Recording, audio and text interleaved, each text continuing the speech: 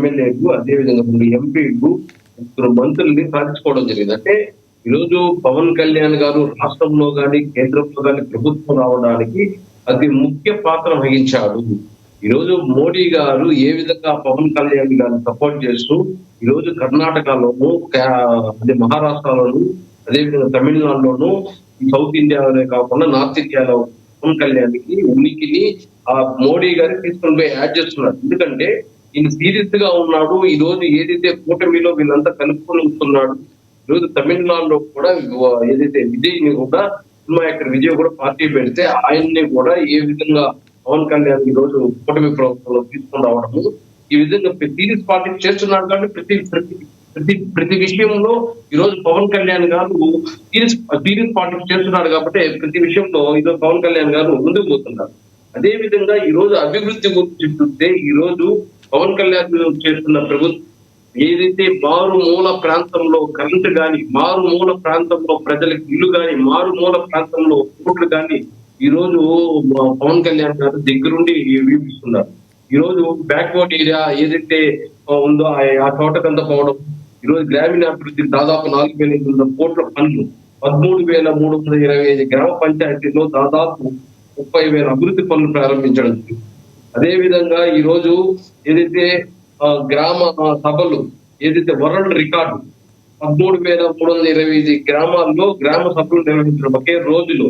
అదే విధంగా ఏదైతే గ్రామ సమస్యలు గుర్తించు పరిష్కారం కోసం ప్రణాళిక రూపొందించడము, దీనికి ఏదైతే వరల్డ్ రీసెర్చ్ యూనియన్ గుర్తింపు కూడా రావడం జరిగింది.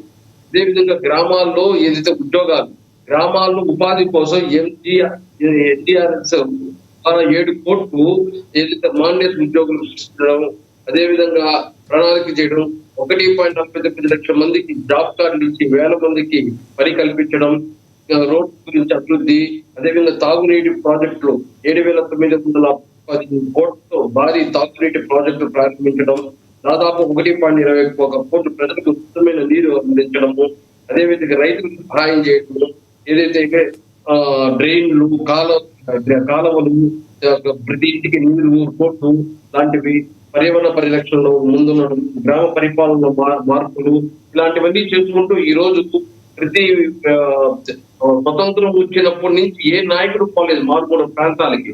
అలాంటి ప్రాంతాలను కూడా గుర్తించి ఈ రోజు కరెంట్ కానీ వాళ్ళకి ఏదైతే సదుపాయాలు కావాలో వాటంటే చేస్తూ, అదే విధంగా కార్యకర్తలకు ఏదైతే కొత్తగా సభ్యత్వాలు సాధకు ఏదైతే ప్రదాతలు అని చెప్పేసి ఇవ్వడము, ఇలాంటి కార్యక్రమాలు పవన్ కళ్యాణ్ సీరియస్ పార్టీకి చేస్తున్నారు. ఈ రోజు వైఎస్ఆర్ పార్టీ కూడా ఈ మధ్య ఇంటర్వ్యూలో చెప్పాడు ప్రశాంత్ కిషోర్, జగన్మోహన్ రెడ్డి గారు కూడా ఏదైతే 2024లో పవన్ కళ్యాణ్ మద్దతు కోసము ప్రయత్నించాడు. ప్రశాంత్ కిషోర్ ఎవరు? ఆల్రెడీ జగన్మోహన్ రెడ్డి గారికి నవ్వొద్దని మోహన్ రెడ్డి గారు నవ్వులు పాలైపోయారు. నవ్వి అటు ఎగిలి చేస్తూ తీసి అటు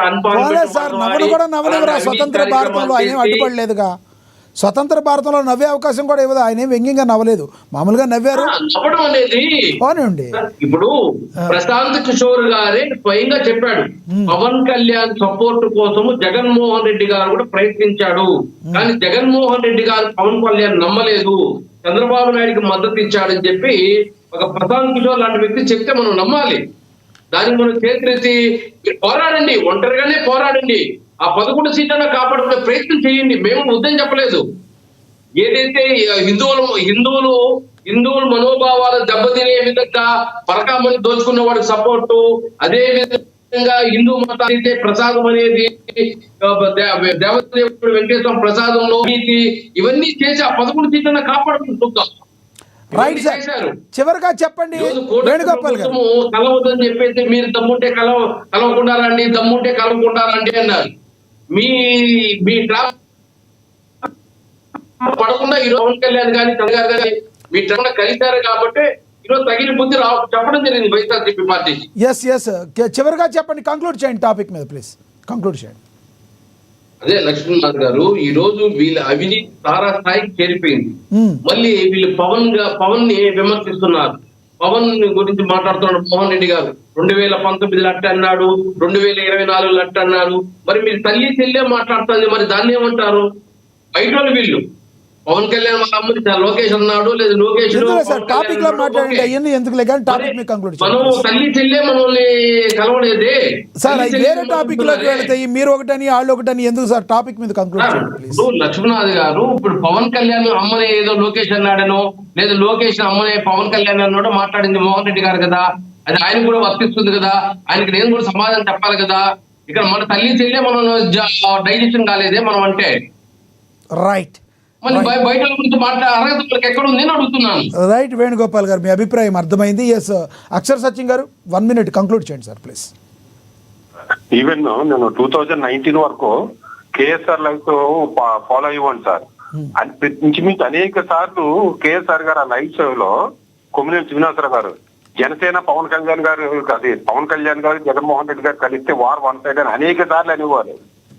వైసీపీ నాయకులు డిక్లేర్ చేయడం కాదు, వైసీపీ పార్టీ పవన్ కళ్యాణ్ గారితో పొత్తు కోసం అనేక సార్లు ప్రయత్నించింది అనేది వాస్తవం. అది వాళ్ళిద్దరికి కలవలేదు, అది వేరే విషయం.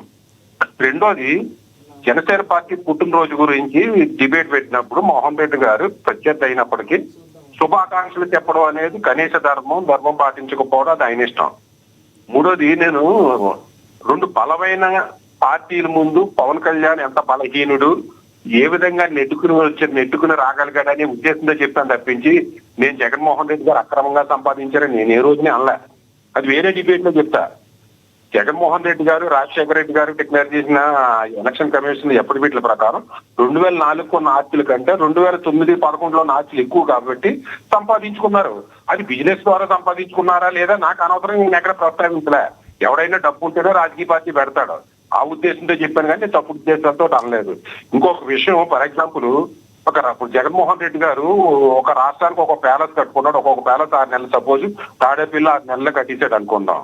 అరే జగన్మోహన్ రెడ్డి గారు 6 నెలల ప్యాలెస్ కట్టించాడని ఒక కూలోని తిండి తినడానికే కష్టపడితేనే తిండి తినలేని కూలోని నువ్వు ఇల్లు ఒక ప్యాలెస్ కట్టారు 6 నెలలు అంటే ఎక్కడ కట్టుకోగలంటే ఆడ ఒక బెడ్రూమ్ కట్టుకోవడానికి ఆడు జీవితాంతం ప్లాన్ చేసుకుని చనిపోయేటప్పుడు ఎప్పుడో కట్టుకుంటాడు. అది డబ్బు ఉన్నవాడికి అలాగే ఒక వైసీపీకి టీడీపీని జనసేన తోటి కంపేర్ చేయడం మంచిది లేదు. ఎందుకంటే జనసేన ఆర్థిక పరంగా కానీ, సామాజిక వర్గాల రాజకీయ చైతన్య పరంగా కానీ, ఒక మీడియా లేకపోవడం కానీ, ఒక నాయకుల లేబు లేకపోవడం కానీ, పవన్ కళ్యాణ్ గారిలో కొంత రాజకీయ పవన్ కళ్యాణ్ లో ఒక రాజకీయ నాయకుడిగా పరివర్తన చెందకపోవడం వల్ల కానీ కాదు సార్. ఇప్పుడు మీరు చెప్పినవన్నీ ఓకే, సామాజిక చైతన్యం ఇప్పుడు ఇవన్నీ ఉన్నాయి, అవంటే పవన్ కళ్యాణ్ గారి చేతిలో లేవనుకోవచ్చు. మీడియా లేదు అంటారు. సోషల్ మీడియా ఇంత బాగా వెళ్తున్న క్రమంలో ఇప్పటికీ మీడియా పెట్టుకోకపోవడం అనేది పవన్ కళ్యాణ్ గారి యొక్క తప్పిదం కాదంటారా? ఎవరి మీద రుద్దుతారు దాన్ని? ఖచ్చితంగా తప్పిదం. ఈవెన్ సోషల్ మీడియాను కూడా ఇప్పుడు ఉందండి. పవన్ కళ్యాణ్ గారిని అతను ఎవరో తల నరికేస్తానన్నాడు. ఆ పదవుల్లో ఉన్న 3000 మంది కూడా ఒక్కడిగానే ఖండించడానికి రాలే. ఎవడైనా ఒక వేణుగోపాల్ గారు లాంటోడు, నాలాంటోడు, మీలాంటోడు సమర్థించడానికి వస్తే వాళ్ళు కనీసం అప్రిషియేట్ చేయరు, తీరు కనీసం మెచ్చుకోరు. ఆ పార్టీ ఆఫీసుల్లో కూడా పవన్ కళ్యాణ్ గారు చుట్టూ ఉన్న వాళ్ళు ఆ విషయంలో పవన్ కళ్యాణ్ గారు అర్థం చేసుకుని చర్యలు తీసుకోవాల్సిన అవసరం ఉంది, పార్టీని మార్చాల్సిన అవసరం ఉంది. ఇటువంటి నలుపుని కలుపుకునే విధంగా పవన్ కళ్యాణ్ గారు చర్యలు తీసుకుని పార్టీ పురోభివృద్ధికి కంకణం పోనాల్సిన అవసరం ఉంది, చర్యలు తీసుకోవాల్సిన అవసరం ఉందండి. మరొక్కసారి జనసేన పార్టీకి, పవన్ కళ్యాణ్ గారి మొండితనానికి, పవన్ కళ్యాణ్ గారికి నిజాయితీకి, జనసేన పార్టీకి నేను శుభాకాంక్షలు తెలియజేస్తున్నాను. మరింత ఉన్నత స్థాయికి ఎదగాలని